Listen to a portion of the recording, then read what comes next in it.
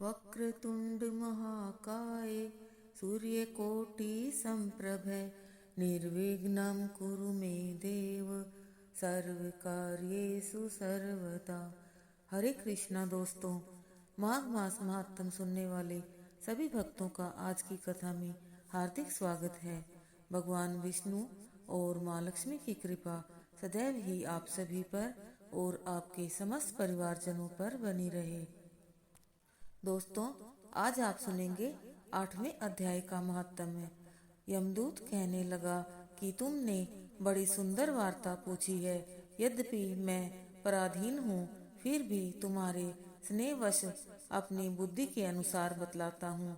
जो प्राणी काया, वाचा और मनसा से कभी दूसरों का दुख नहीं देते, वे यमलोक में नहीं जाते। हिंसा करने वाले वेद, यज्ञ, तप और दान से भी उत्तम गति को नहीं पाते। अहिंसा सबसे बड़ा धर्म, तप और दान ऋषियों ने बतलाया है। जो मनुष्य जल या पृथ्वी पर रहने वाले जीवों को अपने भोजन के लिए मारते हैं, वे कालसूत्र नामक नरक में पड़ते हैं और वहां पर अपना मांस खाते और रक्त पीव पान करते हैं तथा पीप की कीच में उनको कीड़े काटते हैं। हिंसक जन्मांध, काने, कुबड़े, लूले, लंगड़े, दरिद्री और अंगहीन होते हैं। इस कारण इस लोक तथा परलोक में सुख की इच्छा करने वाले को काया, वाचा तथा मन में दूसरे का द्रोह न करना चाहिए। जो हिंसा नहीं करते, उनको किसी प्रकार का भय नहीं होता। जिस तरह सीधी और टेढ़ी दोनों प्रकार की बहने वाली नदियां समुद्र में मिल जाती हैं, वैसे ही सब धर्म अहिंसा में प्रवेश कर जाते हैं। ब्रह्मचारी, गृहस्थ, वानप्रस्थी तथा यति सभी अपने अपने धर्म का पालन करने और जितेंद्रिय रहने से ब्रह्मलोक को प्राप्त करते हैं। जो जलाशय आदि बनाते हैं और सदैव 5 यज्ञ करते हैं, वे यमपुरी में नहीं जाते। जो इंद्रियों के वशीभूत नहीं हैं, वेदवादी और नित्य ही अग्नि हवन यज्ञ का पूजन करते हैं, वे स्वर्ग को जाते हैं। युद्ध भूमि में जो शूरवीर मर जाते हैं, वह सूर्यलोक को प्राप्त होते हैं। जो अनाथ स्त्री शरण में आए हुए तथा ब्राह्मण की रक्षा के लिए प्राण देते हैं, वे कभी स्वर्ग से नहीं लौटते। जो मनुष्य लूले लंगड़े वाले वृद्ध, अनाथ तथा गरीबों का पालन करते हैं, वह भी स्वर्ग में जाते हैं। जो मनुष्य गौओं के लिए पानी का आश्रय करते हैं तथा कुआं, तालाब और बावड़ी बनवाते हैं, वे सदैव स्वर्ग में निवास करते हैं। जैसे जैसे जीव इनमें पानी पीते हैं, वैसे ही उनका धर्म बढ़ता है।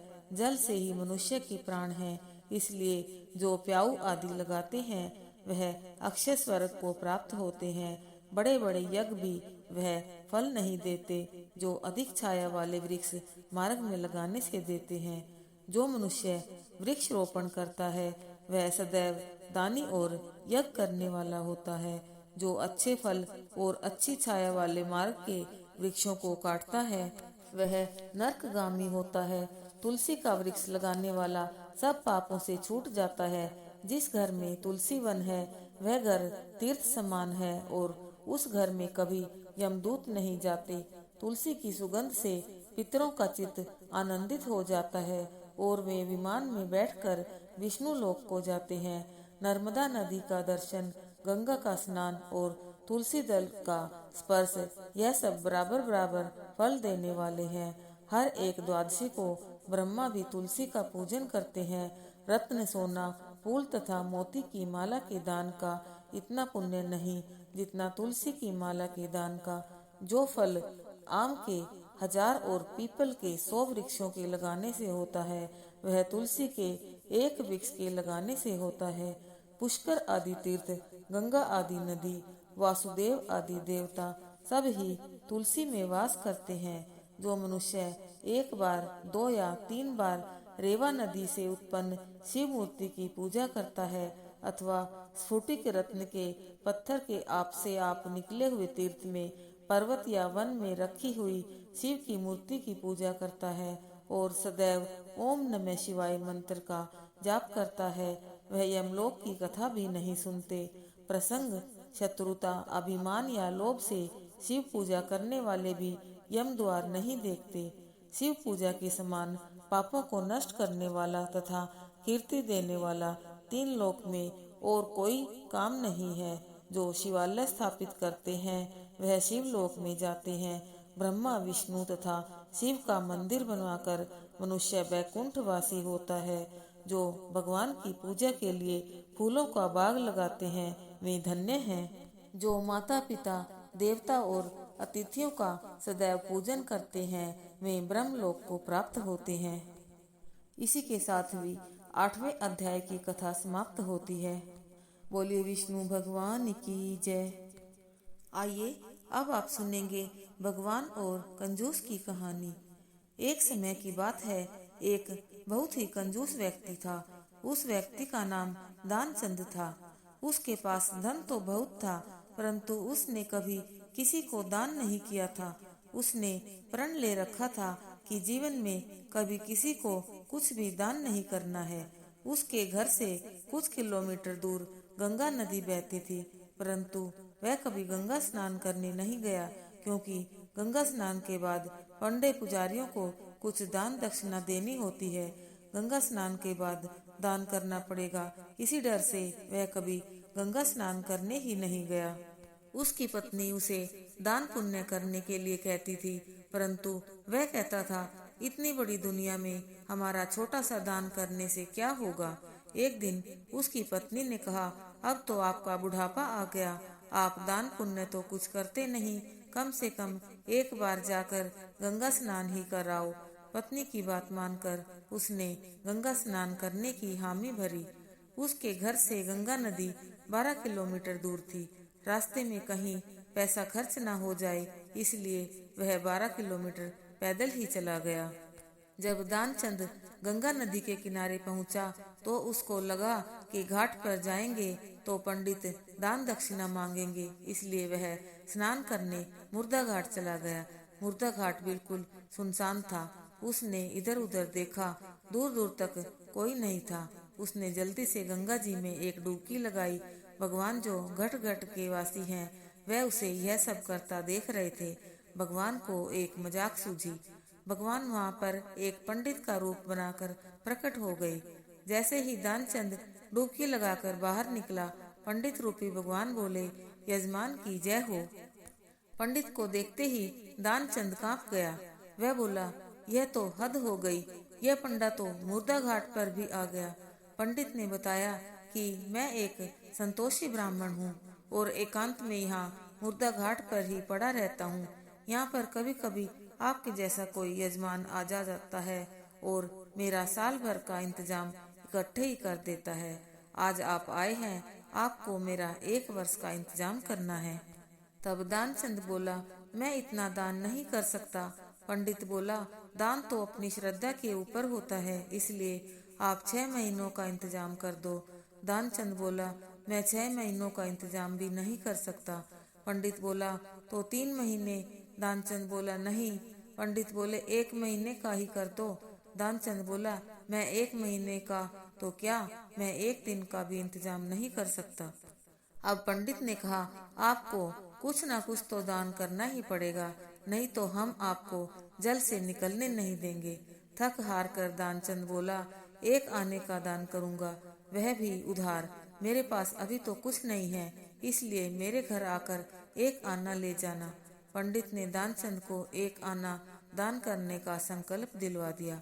दानचंद ने सोचा, मेरा घर तो यहाँ से 12 किलोमीटर दूर है, यह पंडित 1 आने के लिए इतनी दूर थोड़ी आएगा, इसलिए वह संकल्प लेकर अपने घर आ गया। घर पहुँचते पहुँचते शाम हो गई थी। वह इतनी दूर चल कर आया था, इसलिए थक गया था। वह सोने ही जा रहा था, तभी उसके दरवाजे पर उस पंडित ने दस्तक दी। पंडित बोले, यजमान की जय हो। दानचंद की पत्नी ने दरवाजा खोला। वह पंडित को देखकर लौटी और दानचंद से पूछा, क्या किसी पंडित को कुछ देने की कह कर आए हो।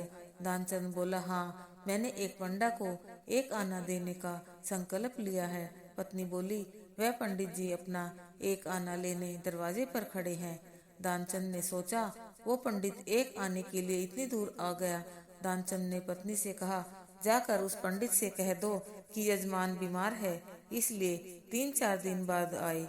पत्नी बोली, एक आने की ही तो बात है, दे क्यों नहीं देते? दानचंद बोला, मैं किसी को कुछ नहीं देने वाला, जाकर उससे कह दो कि यजमान बीमार है, इसलिए कुछ दिन बाद आए। पत्नी ने दुखी जैसा मुंह बनाया और पंडित से बोली, महाराज, मेरे पति आज इतनी दूर पैदल चलकर गए थे, इसलिए वे बहुत थक गए हैं और बीमार हैं, इसलिए आप 3-4 दिन बाद आना। पंडित बोला, धन मिले या ना मिले, लेकिन वे हमारे यजमान हैं। यजमान बीमार हैं और पंडा चला जाए, ऐसा नहीं हो सकता। जब तक वह स्वस्थ नहीं हो जाते तब तक हम यहीं रहेंगे। हमारा यहाँ रहने का इंतजाम कर दो। हम यहीं पर प्रसाद बनाएंगे और यहीं पर भजन करेंगे और यहीं पर प्रसाद ग्रहण करेंगे। पत्नी लौट कर गई और उसने दानचंद को सारी बात बताई कि वह पंडित कह रहा है, जब तक आप ठीक नहीं हो जाते वह यहीं रहेंगे। पत्नी बोली, इससे तो अच्छा उन्हें एक आना देकर रवाना करो। दानचंद बोला, एक आना क्या, ऐसे ही आता है। मैं उस पंडित को कुछ नहीं देने वाला, तुम जाकर उस पंडित से कह दो कि यजमान मर गए। ध्यानचंद को योग का अभ्यास था, इसलिए वह सांस रोककर पड़ गया। पत्नी गई और उसने रोकर पंडित से कहा कि वो मर गए, अब तो जाओ। पंडित बोले, अरे राम राम, यजमान चला गया, जब तक उसका अंतिम संस्कार न हो जाए तब तक हम कैसे जा सकते हैं? पंडित जी बोले, तुम महिला कहाँ कहाँ भटकती फिरोगी, हम सारे गांव में यजमान के मरने की खबर किए देते हैं। पंडित जी सारे गांव में खबर कर आए कि दानचंद जी मर गए। सारा गांव दानचंद के घर इकट्ठा हो गया, लेकिन दानचंद ऐसा विचित्र आदमी एक आना बचाने के लिए सांस रोके पड़ा था। गांव के लोगों ने दानचंद को मुर्दा समझ के बांध लिया। अब उसकी पत्नी सही में रोने लगी और रो रो कर बोली, यह मरे नहीं है। गांव वाले बोले, बहन, यह तो तुम्हारा मोह है, जाने वाला तो गया, इसलिए धीरज रखो। पत्नी बोली, अरे किस बात का धीरज रखूं, यह मरे ही नहीं है। गांव वाले दानचंद को बांधकर अंतिम संस्कार के लिए ले गए।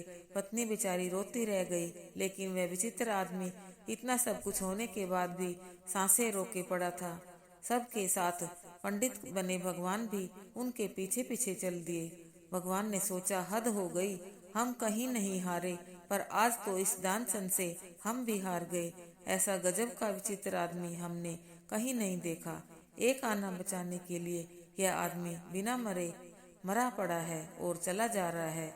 जब दानचंद को लकड़ियों पर रख दिया गया और केवल अग्नि लगनी ही शेष थी, तब पंडित रूपी भगवान बोले कि यह हमारे यजमान थे, हम इनकी मुक्ति के लिए इनके कान में कुछ मंत्र बोलेंगे।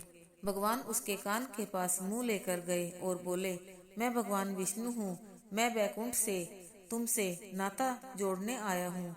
दानचंद ने जैसे ही सुना कि भगवान बोल रहे हैं, उसने धीरे धीरे आंखें खोली, लेकिन जैसे ही उसने देखा कि यह तो पंडित है, उसने फिर से आंखें बंद कर ली। भगवान बोले, हम हार गए, हम तुमसे कुछ नहीं लेंगे, तुम ही हमसे कुछ मांग लो। दानचंद धीरे से बोला, वह एक आना छोड़ दो बस। पंडित रूपी भगवान तथास्तु कहकर वहां से चले गए और दानचंद आंखें खोलकर बैठ गया। आइए अब करते हैं भगवान विष्णु जी की आरती। ओम जय जगदीश हरे, स्वामी जय जगदीश हरे, भक्त जनों के संकट क्षण में दूर करे। ओम जय जगदीश हरे, जो ध्यावे फल पावे, दुख विन से मन का, स्वामी दुख विन से मन का, सुख संपत्ति घर आवे, कष्ट मिटे तन का।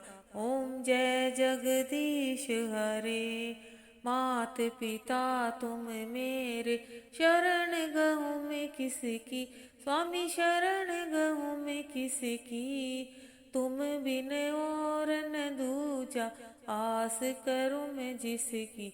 ओम जय जगदीश हरे, तुम पूर्ण परमात्मा, तुम अंतर्यामी, स्वामी तुम अंतर्यामी, पार ब्रह्म परमेश्वर, पार ब्रह्म जगदीश्वर, तुम सबके स्वामी। हरि ओम जय जगदीश हरे।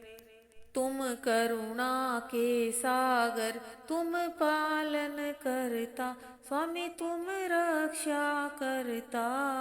मैं मूर्ख खल कामी, मैं सेवक तुम स्वामी, कृपा करो भरता। हरि ओम जय जगदीश हरे। तुम हो एक अगोचर, सबके प्राणपति, स्वामी सबके प्राणपति।